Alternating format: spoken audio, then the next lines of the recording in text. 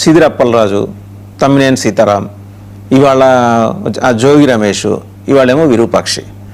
మీరు జాగ్రత్తగా చూస్తే ఇది పూర్తిగా ప్రజల అంశాలన్నింటినీ పక్కదో పట్టించి కేవలం ఇలాంటి ఈ అంశాలు రాజకీయపరమైన అంశాలతోటే కాలక్షేపం చేస్తున్నట్టుగా అనిపించట్లేదండి. Both treasury benches and opposition benches. Opposition లేదనుకోండి వాళ్ళ దృష్టిలో.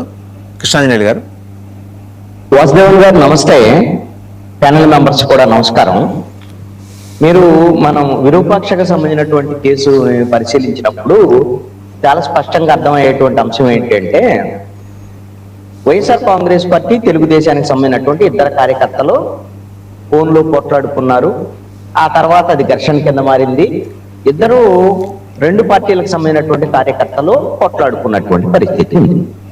మరి ఇలాంటి కొట్లాడుకున్నప్పుడు ఒకళ్ళ మీద ఒకళ్ళు దాడులు చేసుకున్నారు అనుకుందాం. తెలుగుదేశం కార్యకర్త వైఎస్ఆర్ కాంగ్రెస్ పార్టీ కార్యకర్త మీద దాడి చేశారు అనుకుందాం. ఎమ్మెల్యేకి ఫోన్ వచ్చింది. ఎమ్మెల్యేకి ఆయన అనుచరుడు కాబట్టి వైఎస్ఆర్ కాంగ్రెస్ పార్టీ కార్యకర్త ఫోన్ చేశాడు. ఫోన్ చేస్తే ఒక ఎమ్మెల్యే శాసనసభ్యుడు ఏం చేయాలండి? ప్రజాస్వామ్యతంగా ఒక ఎమ్మెల్యే ఏం చేయాలి? ఆయన తన కార్యకర్తకు సంబంధించినటువంటి వాళ్ళ మీద దాడి జరుగుతుంది, దీని మీద చర్యలు తీసుకోండి అని పోలీసులకు చెప్పాలి. ఆ ఘర్షణని చట్టబద్ధంగా ఆపు చేసేటువంటి ప్రయత్నం చేయాలి. ఒకవేళ స్థానిక పోలీసులు వినలేదు, ఒకవేళ రక్షణ కల్పించలేదు అనుకోండి, ఆయన ఎమ్మెల్యే. అక్కడ ఎమ్మెల్యే కాబట్టి ఒక డిఎస్పీతో ఫోన్లో మాట్లాడొచ్చు, ఎస్పీతో ఫోన్లో మాట్లాడొచ్చు, అవసరమైతే ఉన్నతాధికారులు కూడా పోలీసులు ఐజీ వరకు మాట్లాడొచ్చు. ఆయనకు ఆ విధమైనటువంటి వెసులుబాటు ఉంది. మాట్లాడేసి అక్కడ పరిస్థితి అదుపులోకి తెచ్చేటువంటి విధంగా చూడాల్సినటువంటి బాధ్యత ఎవరైతే ఉన్నారో ఆయన ఎమ్మెల్యే మీద ఉంటుంది. కానీ ఎమ్మెల్యే ఏం చేశాడు?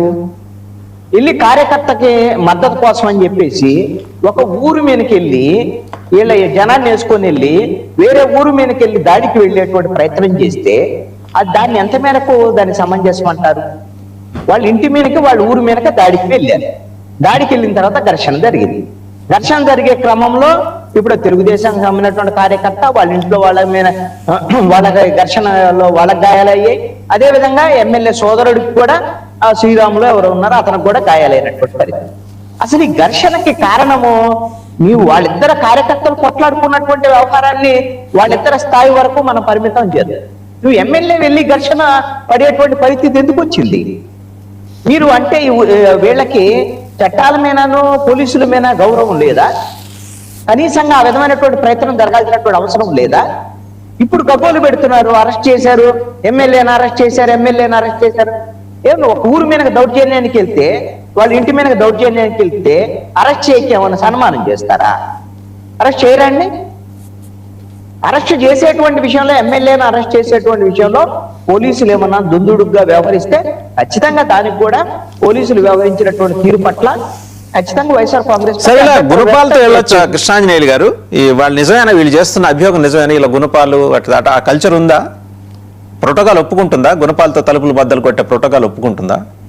నిజమైతే నేను విశ్వసించట్లా. ఒకవేళ అదే నిజమైతే, ఒకవేళ పోలీసులు అలా వ్యవహరించారు అని అంటే పోలీసుల మీద వీళ్ళు కంప్లైంట్ చేయొచ్చు. తీసుకోరు కదా కంప్లైంట్ తీసుకోరు కదా. ఏమండి, ఆయన్ని అరెస్ట్ చేశారు, అరెస్ట్ చేసే క్రమంలో పోలీసులు కింద చట్ట పరిధి దాటి వ్యవహరిస్తే కోర్టులో కూడా జడ్జి ముందు ఆయన చెప్పొచ్చు. ఆయన ఒక ఎమ్మెల్యే అండి. జడ్జి ముందు చెప్తే జడ్జి కూడా ఖచ్చితంగా పోలీసులు వ్యవహారం తెలియదు తప్పు అంటారు కదా. ఇది ఒక డైవర్షన్. ఏంటంటే నన్ను అరెస్ట్ చేసినటువంటి ఇక్కడ ఫస్ట్ ఏంటి, ఇద్దరు కార్యకర్తల మీద జరిగినటువంటి ఘర్షణని ఎమ్మెల్యే వెళ్ళి ఊరు మీద దౌర్జన్యం కింద ఒక తెలుగుదేశం నాయకుడు కార్యకర్త ఇంటి మీద దౌర్జన్యానికి వెళ్ళినటువంటి వ్యవహారము ఇది ఒక ఎమ్మెల్యే చేసేటువంటి పనేనా? ఇప్పుడు ఏం చెప్తాడు శ్రీకాంత్ గారు? ఏమండి మా బీసీ నాయకులందరినీ ఈ విధంగా అరెస్టులు చేస్తారంట. అయ్యా, బీసీ నాయకులందరూ తప్పు చేయమని చెప్పారు. చట్టానికి ఏమన్నా బీసీ నాయకులు తప్పు చేస్తే ఏమన్నా వాళ్ళు ఏమైనా చుట్టాలు అయిపోతారా? సిదిరప్పలరాజుని ఏమన్నా వాళ్ళ అబ్బాయిని ఏమన్నా యాక్సిడెంట్ చేయమని చెప్పారా? యాక్సిడెంట్ చేస్తే ఆ అబ్బాయిని మార్చి ఇంకో వేరే వాడిని పెట్టమని ఎవరన్నా సిదిరప్పలరాజుని చెప్పారా? మాజీ మంత్రికి ఆ మాత్రం కామన్ సెన్స్ లేదా? కేసు పెట్టరా? మరి కేసు పెట్టకుండా ఏం చేస్తారంటే ఆయన సన్మానం చేస్తారా? మీరు కేసు పెడితేనే ఆయన బీసీ మంత్రి అండి. అరే చింతాడ దాని మీద కేసు పెడితే అసలు ఒక ఎస్ఐ, మహిళా ఎస్ఐకి సంబంధించినటువంటి వ్యవహారంలో విజువల్స్ మనం అందరం చూసాం కదా. ఆ మాపులోకి ఒకవేళ మహిళా ఎస్ఐ వస్తే పోలీస్ అనేటువంటి మహిళలు ఎలాగో అంటే ఎవరికి గౌరవం లేదనుకోండి, మహిళ పోలీసు కదా ఆవిడని కూడా ఆ విధంగా వేధింపులు గురి చేసేటువంటి పరిస్థితి ఉంటే మరి ఆ విధంగా కేసులు పెట్టుకోండి, ఏం చేస్తారండి? ఆయన బీసీ అట, ఆయన మీద కేసు పెట్టకూడదట అని నేను ఒక్కటి అడుగుతాను. అది జగన్మోహన్ రెడ్డికి సంబంధించినటువంటి ప్రోగ్రామ్. జగన్మోహన్ రెడ్డి ఒక స్టేట్మెంట్ ఇచ్చాయండి, మహిళా ఎస్ఐకి సంబంధించినటువంటి విషయంలో ఆ విధంగా తప్పు జరుగుంటే, ఒకవేళ తప్పు జరుగుంటే అది తప్పే, మేము అలాంటి విషయాల్లో మా కార్యకర్తలు అలా చేయొద్దు, మా పార్టీ అలాంటిది కాదు అని కనీసం పైకన్నా సరే మహిళా ఎస్ఐ పట్ల మీ సానుభూతిని జగన్మోహన్ రెడ్డి ఒక ప్రకటించాడా? అరే పైకన్నా ఒక రాజకీయ పార్టీగా జనం కోసమన్నా ఒక ప్రకటించండి అబ్బా. ఇవన్నీ లేకుండా వైఎస్ఆర్ కాంగ్రెస్ పార్టీ ఈ రోజున ఏం కోరుకుంటుంది ఏంటంటే, నాయకులు అరెస్ట్ అవ్వాలి, మా బీసీలను అరెస్ట్ చేస్తున్నారు, ఇదిగో రెడ్ బుక్, అది ఇదని చెప్పేసి ఇప్పుడు ఈ విధంగా అరెస్టులు కోరుకుంటున్నారేమని నాకు అనిపిస్తుంది. మీరు అరెస్టులు కోరుకొని ఇదిగో అరెస్టులు చేస్తారా, అదిగో అరెస్టులు చేస్తారని రేపు పొద్దున అసలు అరెస్ట్ అప్పుడు ఎలాగ అరెస్ట్ జరిగింది కదా, జగన్మోహన్ రెడ్డి అరెస్ట్ జరిగింది. మనం ఎలా అనుకున్నా కొద్ది రోజులే జగన్మోహన్ రెడ్డి అరెస్ట్ జరిగింది. కాబట్టి వాళ్ళు పక్కా ప్రణాళికగా ఇదిగో చూడండి మా నాయకులంతా వర్షాలను అరెస్ట్ చేసి ఇప్పుడు జగన్మోహన్ రెడ్డిని కూడా అన్యాయంగా అరెస్ట్ చేస్తున్నారు అని చెప్పటానికి వైఎస్ఆర్ కాంగ్రెస్ పార్టీ ప్రణాళికాబద్ధంగా జగన్మోహన్ రెడ్డి ఆదేశాల మేరకే చేస్తున్నారని అనిపిస్తుంది. దీనివల్ల సింపతి రాదు వైఎస్ఆర్ కాంగ్రెస్ పార్టీకి. మీరు వైఎస్ఆర్ కాంగ్రెస్ పార్టీకి ప్రజల తరఫున పోరాడి ఎవరు మీ మీద కేసు పెట్టి అనుకోవచ్చు. ముస్తఫా వాళ్ళ కొడుకు మాజీ ఎమ్మెల్యే ఇద్దరు కలిసి పొగాకు వ్యాపారిని కిడ్నాప్ చేశారు. కిడ్నాప్ చేస్తే మరి వాళ్ళ మీద కేసులు పెట్టరా? అరే బోలా బ్రహ్మనాయుడు భూ కబ్జాలకు పాల్పడితే బోలా బ్రహ్మనాయుడు కొడుకు ఫోన్ చేసి జగన్మోహన్ రెడ్డి మీకు నేను అండగా ఉంటాను, ఏమి ఇబ్బంది లేదని చెప్తాడు. మాజీ స్పీకరు వాళ్ళ కొడుకు స్పీకరు వీళ్ళందరూ కలిసి భూ కబ్జాలకు పాల్పడితే వచ్చుకున్నటువంటి వాళ్ళు చచ్చిపోయినట్టు చూపిస్తే ఆ విధమైనటువంటి పరిస్థితి ఉంటే వైఎస్ఆర్ కాంగ్రెస్ పార్టీ ఒక్క మాట అందా? చర్యలు తీసుకోండి తప్పు చేస్తే అనేటువంటి దాని మీద అయ్యో కేసు పెడుతున్నారు, అమ్మో కేసు పెడుతున్నారు. ఈ కేసు పెట్టుకొని ఏం చేస్తారయ్యా? మీరు చేసేయన్ని తప్పులైనప్పుడు ఇవన్నీ నేను ఒకటి అడుగుతాను, మీరు వాసుదేవన్ గారు, ఇవన్నీ వీటిల్లో ఎక్కడైనా సరే ప్రజలకు సంబంధించినటువంటి అంశంలో అంబటి రాంబాబు విషయం వరకు కూడా అంబటి రాంబాబు ముఖ్యమంత్రిని తిట్టాడు, నా బండ బూతులు తిట్టాడు, అరెస్ట్ కావాలని తిట్టాడు.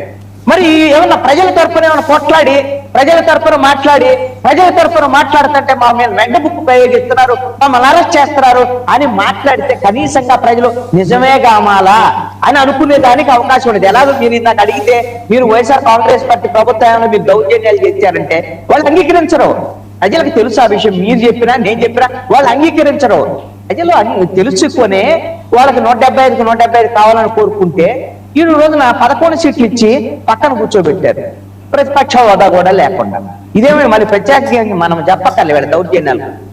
ఇప్పుడు మీరు కనీసంగా ఒక పద్ధతి ప్రకారంగా వ్యవహరించి ప్రజల తరఫున మాట్లాడేటువంటి వ్యవహారం చేయకుండా జగన్మోహన్ రెడ్డి ఏమో జైలు యాత్రలు చేస్తారు, మీరేమో మీ నాయకులందరూ కూడా ఈ రోజున చట్ట వ్యతిరేకమైన కార్యకలాపాలు చేస్తారు. ఈ కేసులు పెడితేనేమో అయ్యో బాబు అని లఘుదిబ్బు అంటారు. ఇది వైఎస్ఆర్ కాంగ్రెస్ పార్టీ పద్ధతి మార్చుకోవాల్సినటువంటి అవసరం ఉంది అని నా అభిప్రాయం. ఒకవేళ పోలీసులు దౌర్జన్యంగా వ్యవహరించిన ప్రభుత్వము అధికారం ఉంది కదా అని కూటమికి సంబంధించినటువంటి వాళ్ళు దౌర్జన్యంగా వ్యవహరిస్తే ఖచ్చితంగా మీరు ప్రజల ముందు ఉంచండి, ప్రజల ముందు పెట్టి ప్రజల మీరు అభిప్రాయాలను అడగండి, మీకు వైఎస్ఆర్ కాంగ్రెస్ పార్టీ రాజకీయంగా కూడా లాభం. శ్రీకాంత్ గారు, ఒకటి వసుదేవన్ గారు, ఈరోజు నాకు నిజంగా కృష్ణాంజనేయులు గారు చెప్పినట్లు చాలా బాధాకరమైన విషయం. కృష్ణాంజనేయులు గారు